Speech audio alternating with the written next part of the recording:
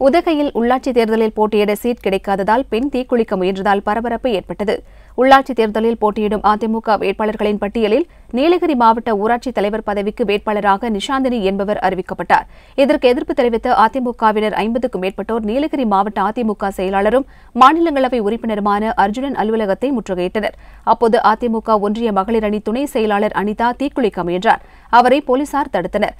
இதனால் அப்பகுதியில் பரபரப்பு நிலவியது. இவர் உள்ளாட்சித் தேர்தலில் போட்டியிட விருப்ப மனு தாக்கல் செய்துள்ளது குறிப்பிடத்தக்கது.